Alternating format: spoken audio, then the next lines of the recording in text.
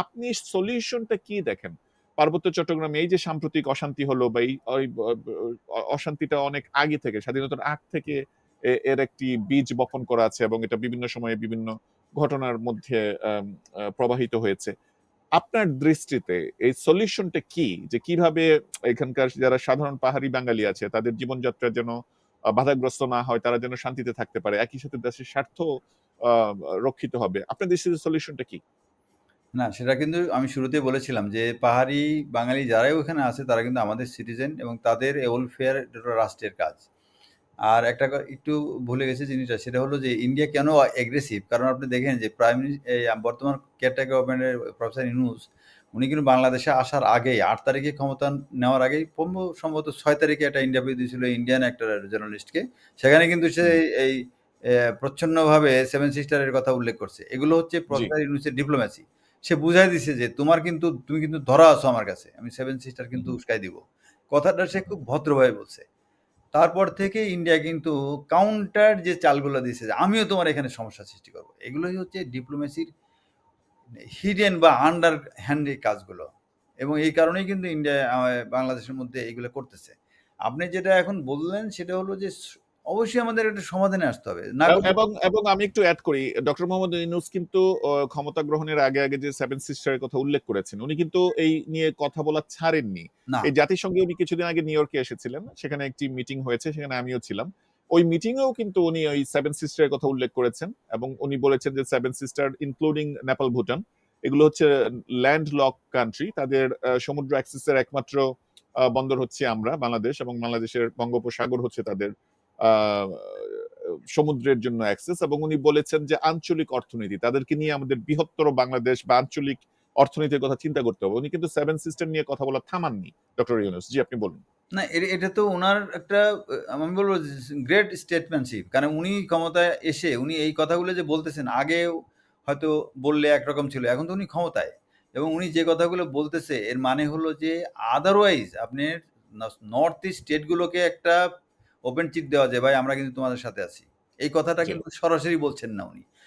জি। এইটা তো অর্থ তো ইন্ডিয়া বোঝে যে এর মানে হলো কি, নর্থ ইস্টদের বলা হচ্ছে ভাই আমি আমি তোমার she is with me, you just can do all business through me. তো এই জিনিসগুলো যখন নর্থের লোকজনগুলো বুঝছে, সাধারণ মানুষের মধ্যে তো একটা ফিলিংস আছে কোথায় দিল্লি আর কোথায় নর্থ ইস্ট, এবং তারা দেখছে যে আমার ঘরের কাছে হলো সমুদ্র। আপনি এমনি তো দেখেন আপনি রামগড় দিয়ে ত্রিপুরার যে ইয়েটা করছে, রামগড় দিয়ে যে ব্রিজ হয়েছে, ত্রিপুরা তো এখন যদি শুধু ত্রিপুরা কিন্তু এখন খুব বিপদে আছে, কারণ ত্রিপুরা সব কিছু বন্ধ করে দিছে। তারপরে ওই ত্রিপুরার সাথে যে রামগড়ের ব্রিজটা সেটা এখন আর চলে না। তো এইগুলো জিনিস থাকলে কিন্তু নর্থ ইস্ট এই চিটাগং পোর্টের সাথে কিন্তু ডাইরেক্টলি একটা লিঙ্কে চলে গেছিল। যে জিনিসটা আমরা উল্টাভাবে যদি ধরি যে তারা ওইখান থেকে ঢুকে আমাদেরকে একটা চিকেন নেক বানাইছে, যে ইন্ডিয়া যদি জোর করে এদিক দিয়ে ঢুকে চিটাগংকে আইসোলেট করতে চায় তাহলে কিন্তু পারবে। এই ইয়েটা না থাকা, যখন ব্রিজ ছিল না তখন কিন্তু এই সম্ভাবনাই ছিল না। বাট এখন যেটা আছে আমরা উল্টাটাও ধরতে পারি যে ঠিক আছে এইটা আমরা ভাঙবো না। ত্রিপুরার একটা আশা দিয়ে রাখবো যে তোরা আলাদা হতে এই ব্রিজটা তোদের আমরা ইউজ করতে দিব। জি। তখন ভিতরে ভিতরে এইটা হলো আমি বলছি যেটা গোয়েন্দা বাহিনীর কাজ এটা। ওইখানে তাদের আমাদের বাংলাদেশি sympathizer সৃষ্টি করবে এবং তাদের কাজগুলো সাধারণ সাধারণ মানুষকে বুঝানো যে দেখো আমরা যদি এটা আলাদা হয়ে যাই, বাংলাদেশ তো আমাদের দখল করতে চাচ্ছে না, তারা চাচ্ছে যে তুমি ইন্ডিয়া থেকে আলাদা হও। তো ইন্ডিয়াকে যদি আমি ভাঙতে না পারি আমার অস্তিত্ব থাকবে না। তো এটা তো মূল কথা। ভারতকে ভাঙতে হবে, টুকরা টুকরা করতে হবে। এটা একটা অশুভ একটা রাষ্ট্র, তাদের কাজই হলো। ভারতের মধ্যে দেখেন এই আসামে কত বংশ পরম্পরার লোকজন বসবাস করতেছে, তাদের বাড়িঘর ভেঙে ২০০-৩০০ কিলোমিটার দূরে তাদেরকে ডিসপ্লেস করছে এবং অনেকে যারা আসামের নাগরিক বাংলাদেশের মধ্যে ঢুকাই দিছে। এই যে কয়েকদিন আগে দেখলাম বিবিসি একটা মেয়ে একটা মহিলাকে দেখেছে, বৃদ্ধ একটা মানুষ, তাকে বাংলাদেশে পাঠিয়ে, সে বাংলা ঠিক মতো বলতে পারে না। পরে এরা বিবিসি সাংবাদিক ইন্ডিয়া আর বাংলাদেশে যারা তারা এদেরকে হোয়াটসঅ্যাপের মাধ্যমে কথা বলা দিছে, তখন দেখা গেল যে হ্যাঁ ইন্ডিয়ান সিটিজেন এবং তার বাড়ি তার আত্মীয় স্বজন সবার সাথে কথা বললো। এরকম তো একজন দুইজন নাই, জোর করে এই যে লোকদেরকে ভিতরে পাঠাচ্ছে, এই যে জিনিসগুলো ভারতের মধ্যে তারা করতেছে, এটা তো জাস্ট ইসরায়েলের পরামর্শ নিয়ে মুসাদের প্ল্যান মোতাবেক করতেছে।